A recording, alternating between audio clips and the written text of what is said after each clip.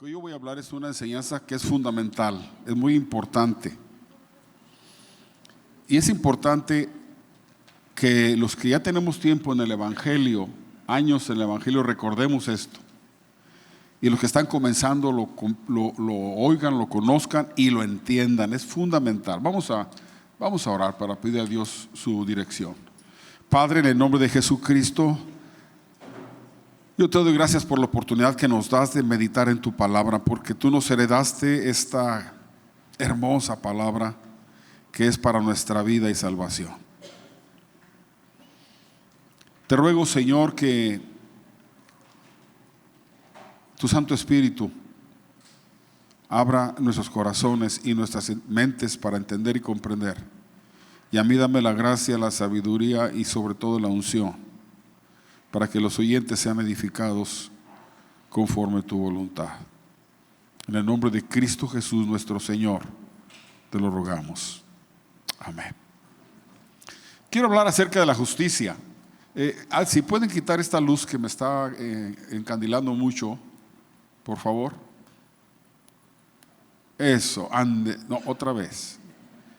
No estén jugando, hombre, por favor.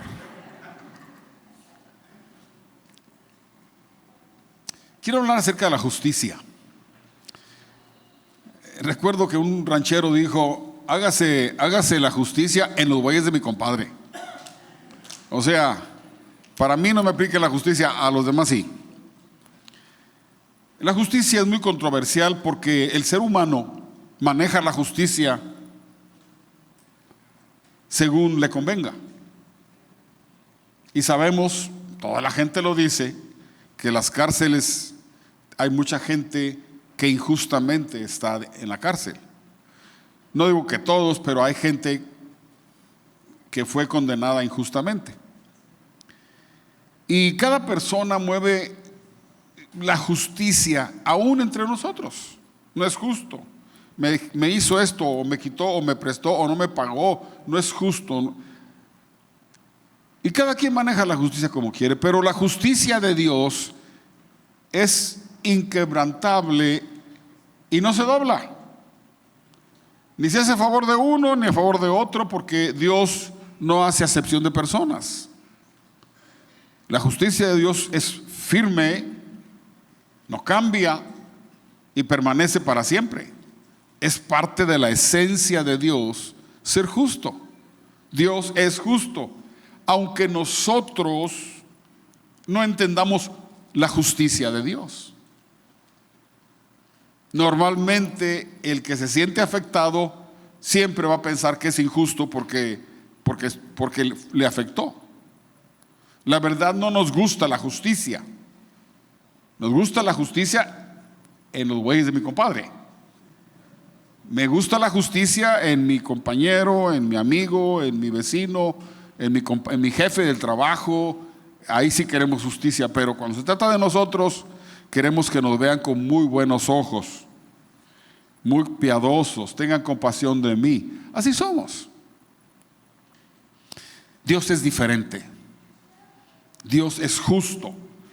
Y cuando Él venga va a traer justicia. Por eso Jesucristo dijo que cuando Jesús venga, los que claman por la justicia serán saciados. Jesús va a hacer justicia. Dice que su cinto es cinto de justicia. Él es Dios, es justo. Cuando alguien comete un delito, dicen los políticos: vamos a hacer que todo el peso de la ley caiga sobre esa persona. El peso de la ley es exactamente la justicia. Cuando la ley se cumple, entonces la justicia está siendo cumplida. Yo puedo usar la palabra, porque vamos a hablar de Dios, saciada. Ok, se cumplió la ley, se hizo justicia. Y cuando nos enfrentamos a Dios, vemos que la justicia no se puede mover a mi favor.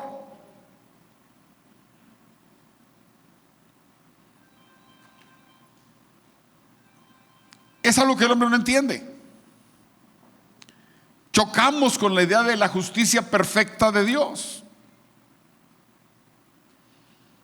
Cuando el hombre se enfrenta a la justicia de Dios, todo lo que puede hacer es decir: ten misericordia de mí, Señor, ten piedad de mí. Es todo.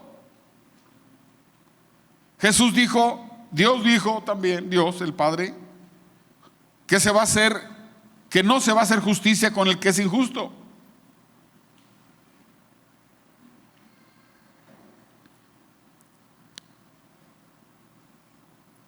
Dios dio sus mandamientos. Cuando Dios haga justicia, va a hacer justicia conforme a sus mandamientos, no conforme a nuestro parecer. Ahorita la gente está completamente confundida y llaman a lo bueno malo y a lo malo bueno.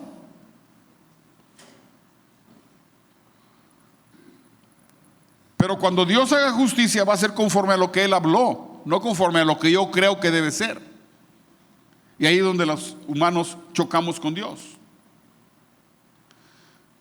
Entre los mandamientos que dio Dios, hubo una sentencia que la vemos en Ezequiel 18. Dice así: he aquí, todas las almas son mías. Así, el alma del Padre, como el alma del Padre, así el alma del Hijo es mía.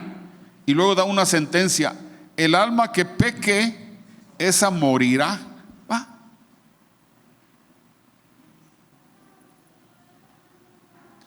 Es una sentencia, eso no va a cambiar. Eso es firme para toda la eternidad. El alma que peque, no, ya está dicho.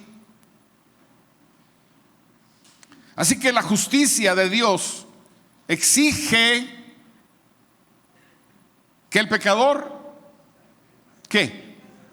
Muera. Esa es la justicia. Es lo correcto, es lo justo. Delante de Dios lo justo es que el que peca muere, debe morir. Eso tenemos que entenderlo. Todos somos dignos de muerte. Pero les tengo una buena noticia. Voy a hablar del sustituto. Ahorita lo van a entender por qué. La buena noticia es que Dios nos ama, y entonces ese cambia la fórmula, cambia la ecuación. Pero la justicia es que el pecador, dígalo, debe morir. Todos debemos morir. Porque esa es la justicia, es lo justo. Sin embargo, más adelante el mismo profeta dice, capítulo 33 de Ezequiel dice: diles a todos, vivo yo, dice Jehová. Esa palabra vivo yo es como un juramento. Vivo yo, dice Jehová el Señor, que no quiero la muerte del impío. Oiga eso. Por eso hay buenas noticias. Dios jura que Él no quiere la muerte de ¿quién? Del pecador. Él no quiere eso. Eso está a nuestro favor, aunque la ley tiene que cumplirse. No quiero la muerte del impío, sino que se vuelva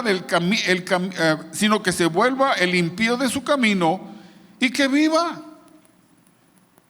Que se vuelva, o sea, deje de hacer lo malo.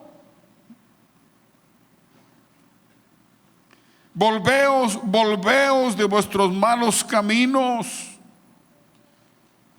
Ok, primero, la justicia es: el pecado debe morir. Segundo, la buena noticia: yo no quiero, dice Dios. Dios jura: no quiero que mueran los malos. Así que hay un conflicto entre el amor de Dios y la justicia de Dios. ¿Qué demanda la justicia? Que el pecador muera. ¿Qué demanda el amor de Dios? Que no muera. Así que en el corazón de Dios está la justicia exigiendo que se aplique la ley, pero el amor dice: espérame, yo no quiero eso. Todo lo que estoy pidiendo es: arrepiéntanse. Pero el plan, voy a explicar más. Es que yo quiero que entiendan la grandeza de la obra de Jesús en la cruz. En la época de Cristo Jesús había una extraña costumbre en el Imperio Romano. Resulta que el gobernador, en este caso Pilatos, soltaba un preso, un reo de muerte en la fiesta de la Pascua. Soltaba y les decía a los sacerdotes, a los gobernantes de Israel religiosos, ¿a quién quiere que le suelte? Y ellos escogían un reo digno de muerte y sin juicio lo soltaba, porque soy el gobernador y hago lo que me da la gana. La justicia del gobernador es: hago lo que me da la gana.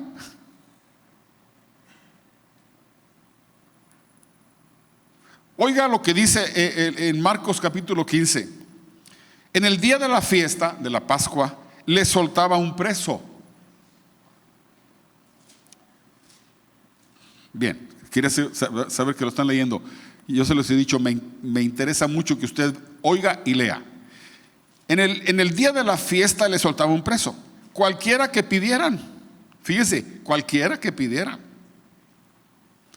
Y había uno que se llamaba Barrabás, preso con sus compañeros de motín. Esa clave es importante. Preso con sus compañeros, un grupo de motín que habían cometido homicidio en una revuelta.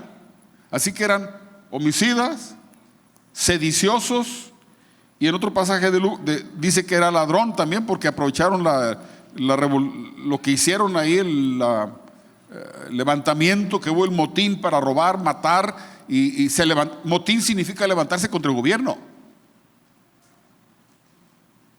Ustedes saben que los gobernantes, cuando se levantan gente contra ellos, son enemigos de muerte.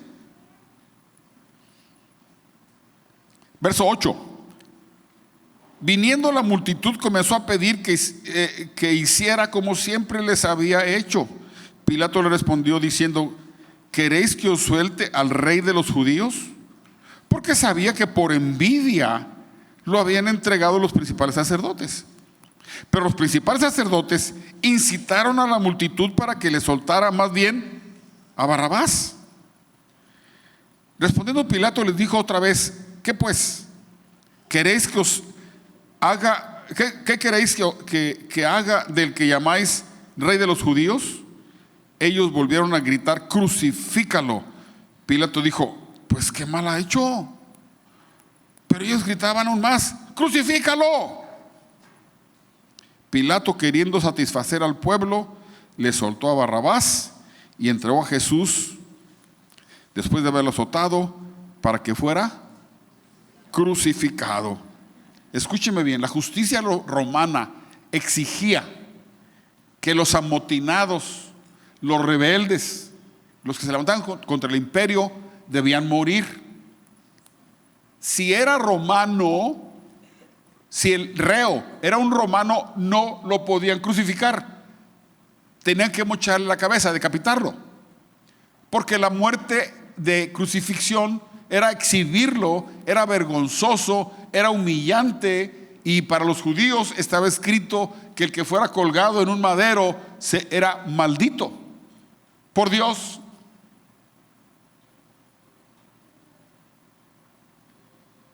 Si Jesús hubiera sido romano, no lo crucifican, le mochan la cabeza. Pero como no era romano, era judío, la pena de muerte para un sedicioso era la crucifixión. Y los judíos decían y acusaban a Jesús de que era un revoltoso, un sedicioso, que estaba enseñando palabras, doctrinas contrarias a la fe y contrarias al emperador, porque se proclamaba rey cuando había un rey que era César. Así que consideraban a Jesús como un sedicioso, como un rebelde, alguien que estaba amenazando al imperio romano, también a la religión judía. Ese era Jesús para ellos, para los judíos incrédulos. Así que para los sumos sacerdotes, los principales sacerdotes, veían a Barrabás, era un sedicioso; veían a Jesús, era un sedicioso. ¿Qué merecían los dos en la mente de ellos? ¿Qué merecían? la muerte. ¿Qué clase de muerte si era judío? Crucifixión. Exhíbanlo como un mentiroso, como un...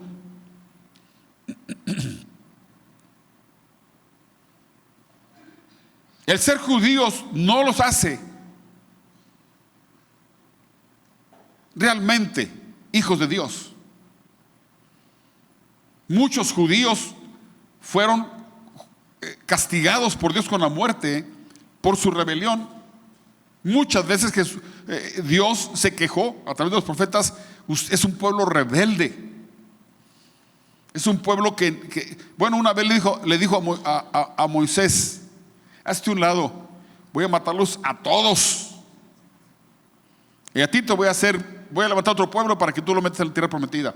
Y Moisés paró y dijo: no, espérate, no hagas eso, Señor. Y empezó a interceder por los judíos.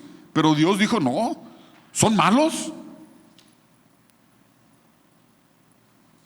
La misma gente, la misma clase de gente que gritaba: crucifícalo, crucifícalo al Hijo de Dios.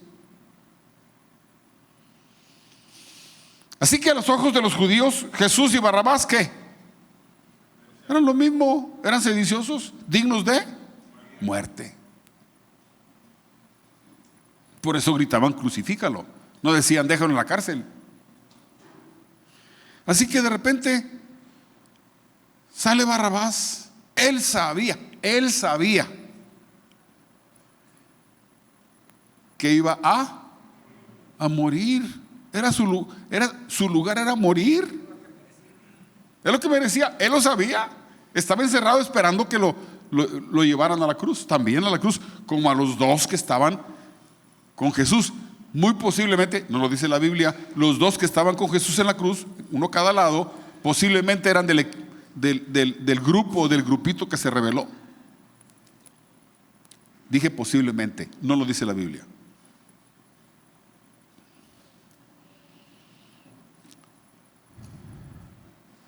Barrabás era un insurgente, era sedicioso y homicida. No había razón para que lo soltaran. Era injusto que lo soltaran. No se estaba haciendo justicia.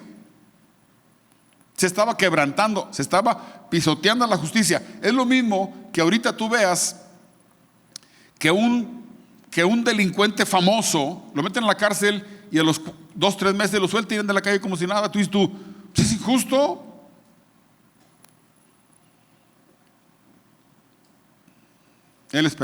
Barrabás esperaba la muerte. Él sabía eso.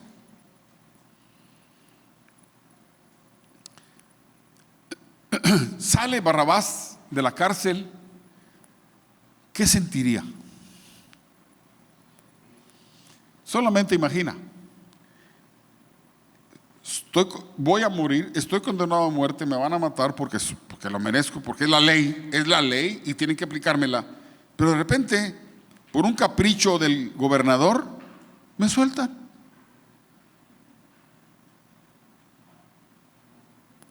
Bueno, obviamente se puso feliz.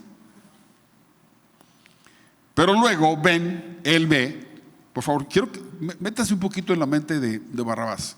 Lo sueltan y luego a Jesús lo toman y lo empiezan a golpear, a insultar, lo desnudan, le pegan, luego le dan chicotazos y lo despedazan a la espalda, y luego lo llevan cargando a la cruz todo el camino largo con el solazo, porque había mucho sol, y llega allá, luego lo clavan. Toda Jerusalén estaba en el espectáculo. Jesús era súper famoso Jerusalén. Si fueran creyentes en Jesús, ahí estaban. Y si fueran rebeldes, ahí estaban. Si fueran incrédulos, ahí estaba el grupo. Ahí debió haber estado Barrabás viendo lo que estaba viviendo Jesús. Hasta que lo subieron a la cruz y lo clavaron y lo mataron.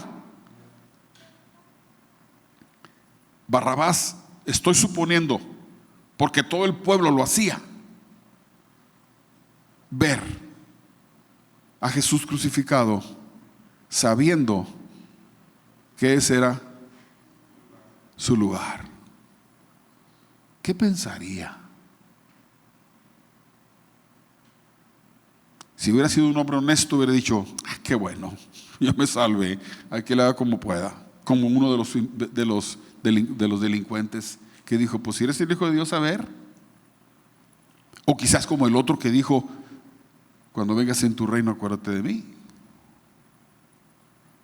No sé qué pasó con Barrabás. El punto fue que el sustituto de Barrabás fue Jesús.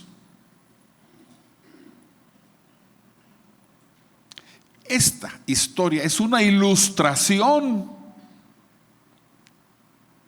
de la obra de Jesús, de la obra espiritual de Jesús por todos nosotros. La sentencia está dada. El alma que peque morirá. Ya está dada. Esa es la justicia.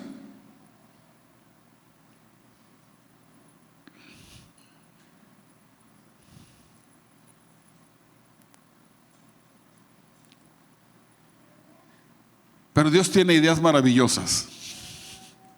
Dios tiene todas las ideas de Dios son maravillosas porque es Dios. Todas son maravillosas.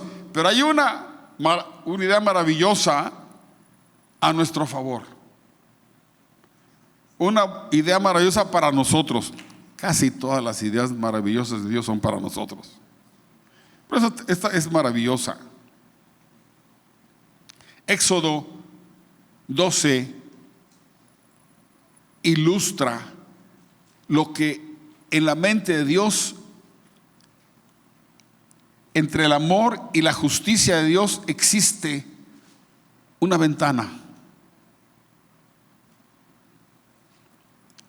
Sustituto.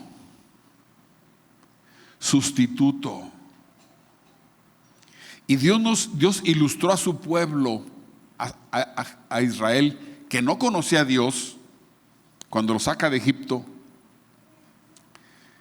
que en la mente de Dios existe una posibilidad de que alguien te sustituya. Vamos a leer Éxodo 12. Hablad a toda la congregación de Israel y decid: el día 10, voy a leer un poquito la historia, es poquito larga. Voy a leer un minuto, voy a tardar un minuto en leerlo, posiblemente 2. Pero quiero que entiendas la mente de Dios. Comienzo otra vez. Hablad a toda la congregación de Israel y decid: el día 10 de este mes tomará cada uno un cordero según las familias de sus padres, un cordero por familia. Pero si la familia es demasiado pequeña que no baste para comer el cordero, entonces él y su vecino más cercano a su casa tomarán uno según el número de las personas, conforme al comer de cada hombre, o repartiréis el cordero. El animal será, repito, ¿puede leerlo? El animal será sin defecto, macho de 1 año. Lo tomaréis de las ovejas o de las cabras. Lo guardaréis hasta el día 14 del mes y lo inmolará, o sea, sacrificará toda la congregación del pueblo, en todas las casas de Israel, entre las 2 tardes. El día 14, en el atardecer, casi en la noche, o en la noche, sacrificas al cordero esa noche para amanecer el día siguiente. Tomarán de la sangre y la pondrán en los postes y en el dintel de las casas que lo han de comer. Esa noche comerán la carne asada al fuego y panes sin levadura, con hierbas amargas.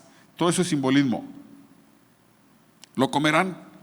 Ninguna cosa comeréis de él cruda ni cocida en agua, sino asada al fuego. Comeréis también su cabeza, sus patas, sus entrañas. Ninguna cosa dejaréis de él hasta la mañana. Y lo que quede hasta la mañana, lo quemaréis en el fuego. Habéis de comerlo así, ceñidos con cinto, vuestros pies calzados y con el bastón en la mano, y lo comeréis apresuradamente. Es la Pascua de Jehová. La Pascua de Jehová no tiene nada que ver con la coneja, con las bolas de huevo de chocolate, no tiene nada que ver. Esto es de Dios, asunto espiritual.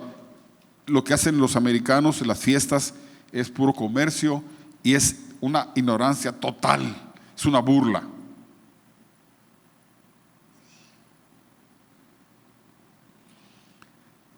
Ellos eran esclavos, van a comer la Pascua vestidos para el viaje, porque en la noche van a comer el cordero y en la mañana van a ir a la libertad.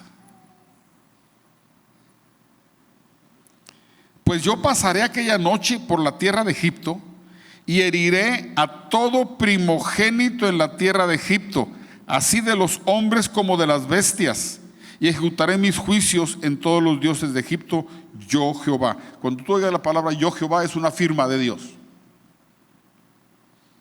La sangre os será por señal en las casas donde vosotros estéis.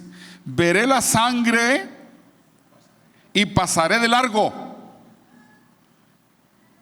ante vosotros, y no habrá entre vosotros plaga de mortandad cuando hiera la tierra de Egipto. Es una muerte selectiva. Dios está trayendo un juicio y dice Dios: voy a matar a todos los primogénitos, sean de humanos o de animales. Eso es, solo Dios lo puede hacer, una muerte selectiva. No era una plaga donde murieron niños y jóvenes y mujeres y viejitos, no, solamente el mayor.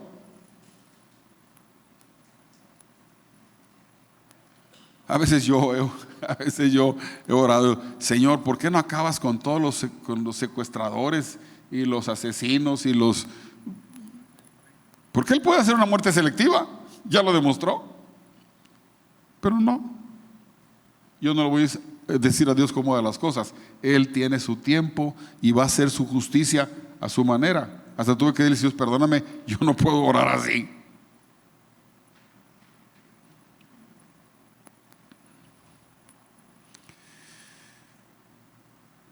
Pero ustedes tomen un cordero, lo van a sacrificar, va a morir el cordero en lugar de el primogénito.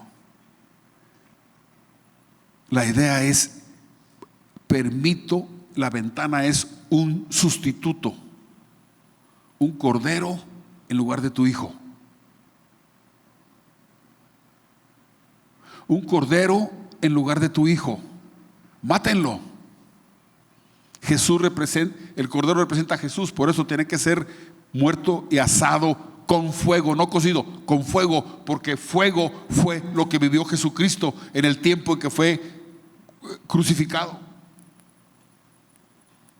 Sufrimiento igual al fuego.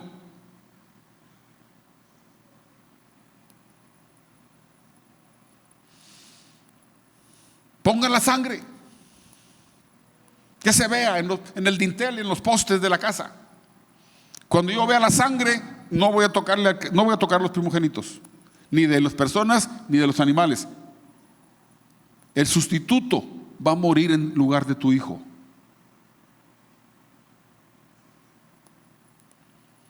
Pasó esa noche el Señor, Dios: yo pasaré. Y la mortandad empezó, y en cada casa judía, egipcia, había llanto y dolor, porque el hijo mayor, hasta del faraón, murió. Y de los animales murieron. El primogénito de los animales, de los bueyes, de los corderos, de los chivos, murieron. Muerte selectiva, para que conocieran que era un juicio de Dios. No fue casual, no fue una plaga cualquiera, no fue un ¿cómo se llama? El COVID-19. No fue.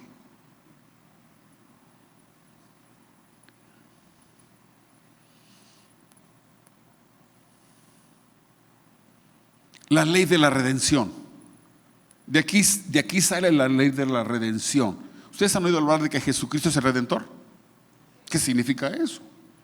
La ley de la redención dice: la redención ocurre cuando el que debe morir es sustituido por otro. Redención es pagar por otro.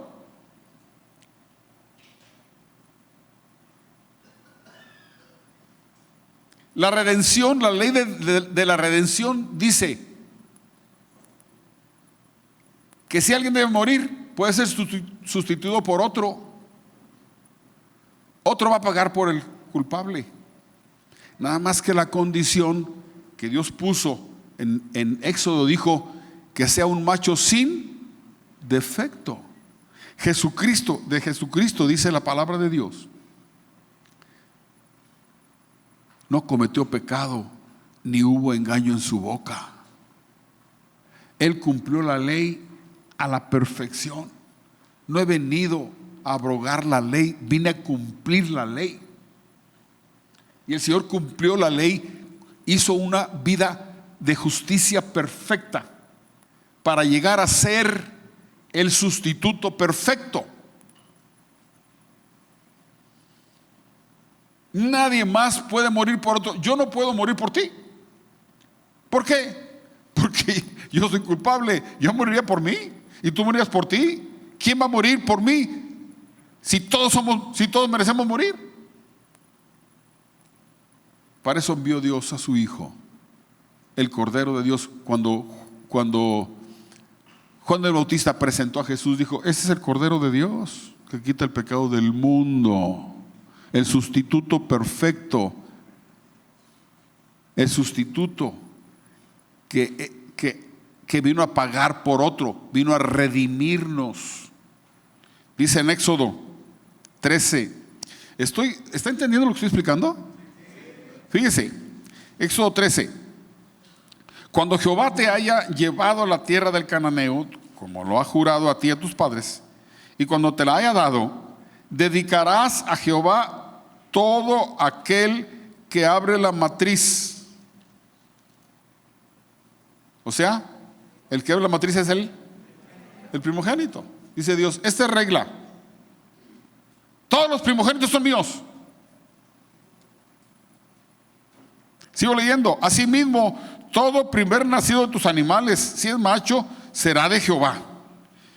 Pero todo primogénito de asno lo redimirás con un cordero.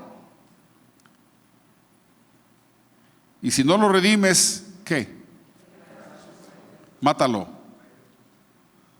O lo redimes o muere. Pero yo no quiero asnos.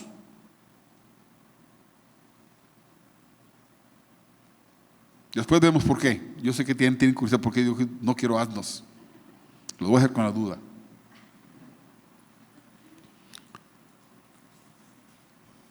También redimirás, ¿qué?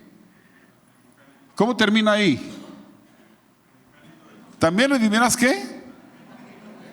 Al primogénito de tu hijo, porque todos los primogénitos son míos. Ahora, lo que era para Dios lo sacrificaban.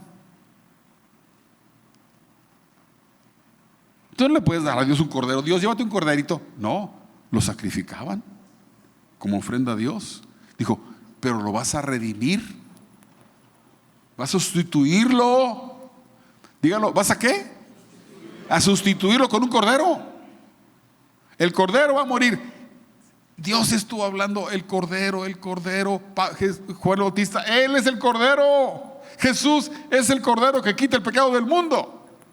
Él va a sustituir a los culpables. Él va a pagar por los culpables. ¿Está entendiendo?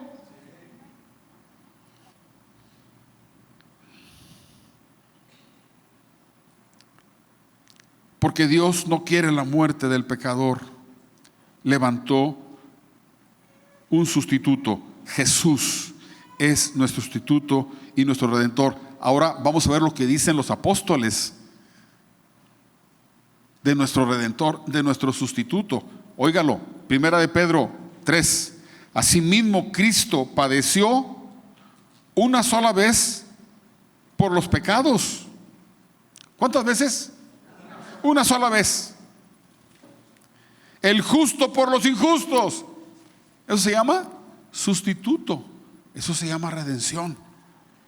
para llevarnos a Dios, siendo la verdad muerto en la carne, pero vivificado en el Espíritu. Quiero que lea conmigo primera de Pedro capítulo 3, todos juntos. Asimismo, ¿está leyendo? Asimismo, Cristo padeció una sola vez por los pecados, el justo por los injustos, para llevarnos a Dios, siendo la verdad muerto en la carne, pero vivificado en el Espíritu. El justo por los injustos. Romanos, el apóstol, ahora escribe el apóstol Pablo: Cristo, cuando aún éramos débiles, a su tiempo murió por los impíos. Ciertamente apenas morirá alguno por un justo, con todo pudiera ser que alguien tuviera el valor de morir por alguien bueno, el bueno. Pero Dios muestra su amor para con nosotros. ¿En qué? Ese es el amor. Solo tienes que entenderlo y solo tienes que creerlo. Solo tienes que entenderlo. Tú merecías morir, pero Dios no quiere eso. Dios te ama. Por eso mandó un sustituto para que te redimiera.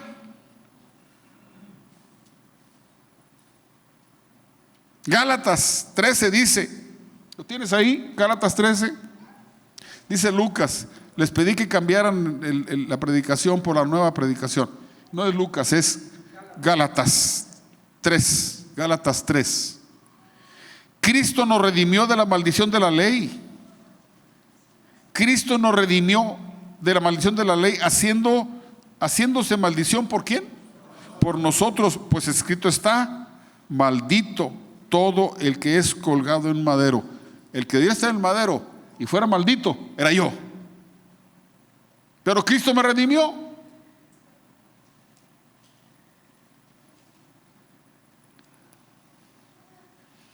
Solo tienes que entenderlo. Es la mente de Dios. Dios no está actuando como un hombre. Dios no permitiría que alguien sustituya. La gente no permitiría. Voy a poner un ejemplo. Que el Chapo fuera sustituido por alguien más. Tú dices, no es justo porque tiene tanto dinero que va a contratar a 20 que mueran por él. No.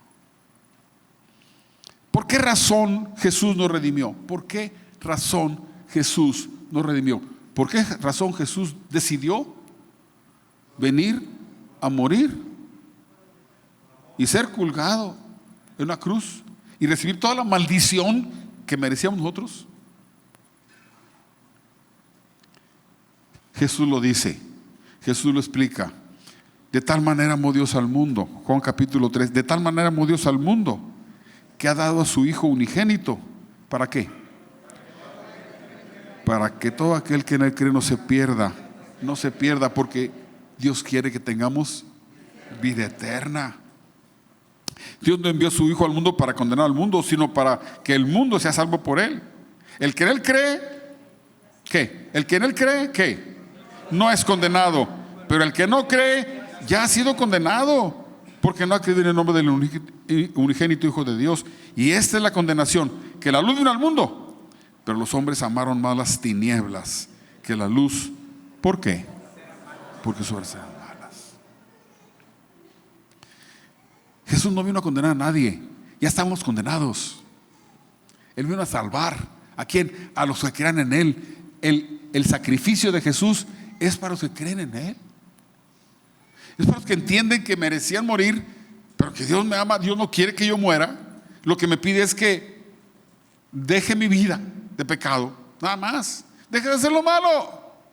Arrepentimiento es: deja de hacer lo malo y aprende a hacer lo bueno. Aprende. No sabemos. Decimos que sabemos hacer lo bueno, muchas veces no sabemos hacer lo bueno.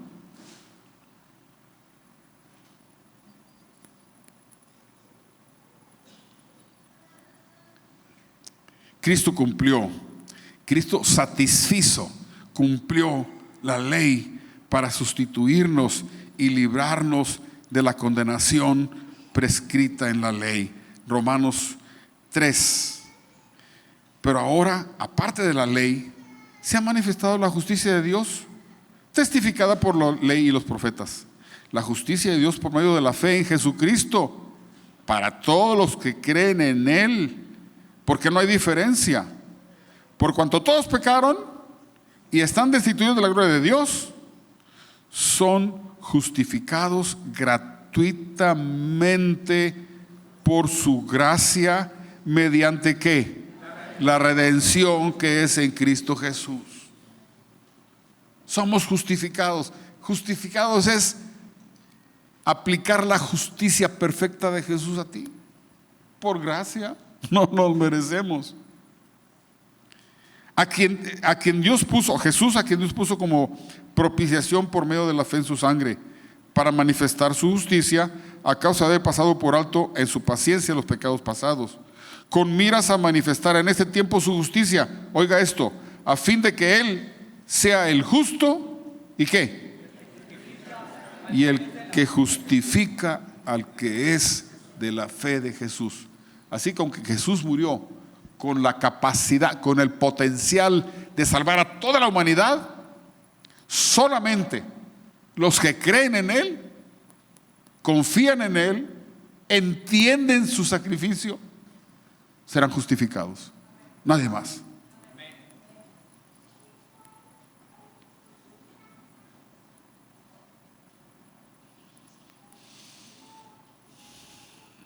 Hechos 2. Oigan a Pedro. Oigan al apóstol Pedro hablar. Sepa pues, ciertísimamente, toda la casa de Israel, que a ese Jesús, a quien vosotros crucificasteis, Dios le ha hecho ¿qué? El Señor y el Mesías. Jesús es el Señor y es el Cristo, es el Mesías, es el Hijo de Dios. Al oír esto, se compungieron de corazón y dijeron a Pedro y a los otros apóstoles: varones hermanos, ¿qué haremos? Matamos al Redentor, al que vino a salvarnos, lo matamos, ¿qué haremos? Pedro les dijo: arrepentíos y bautícese cada uno de vosotros en el nombre del Señor Jesucristo. ¿Para qué? Para perdón de pecados, y recibiréis el don del Espíritu Santo, porque para vosotros es la promesa, y para vuestros hijos, y para todos los que están lejos, para cuantos el Señor nuestro Dios llamare.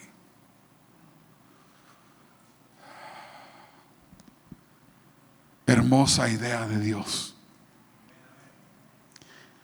¿Cómo diseñó Dios un plan de salvación para satisfacer su justicia y su amor? Y no podemos condenar a la gente y decir: pecador, tú eres pecador, son pecadores. No. El alma que pecare morirá. Pero Dios ideó un plan de salvación, preparando un sustituto perfecto para que tomara nuestro lugar, pagara, pagara nuestras culpas para llevarnos a Dios. Y debía haberlo apuntado, pero en Hebreos 9 dice la Escritura: con un solo sacrificio, Jesús, con un solo sacrificio, hizo perfectos para siempre a los santificados, a los que creyeron en Él. Es cuestión de creer, de entenderlo, creerlo.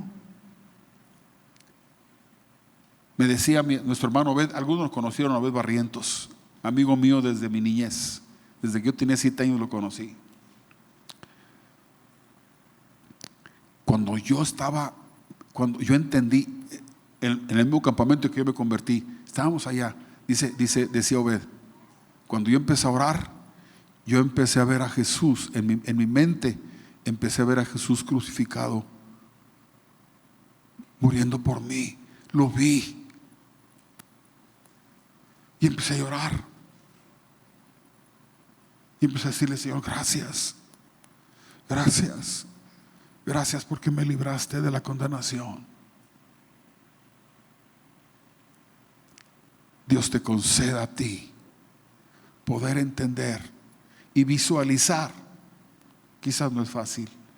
Y ver a Jesús muriendo por ti, pagando por tus culpas, para salvarte, para llevarte a Dios gratuitamente por su gracia. Y en ese momento tú le digas: Señor Jesús, gracias,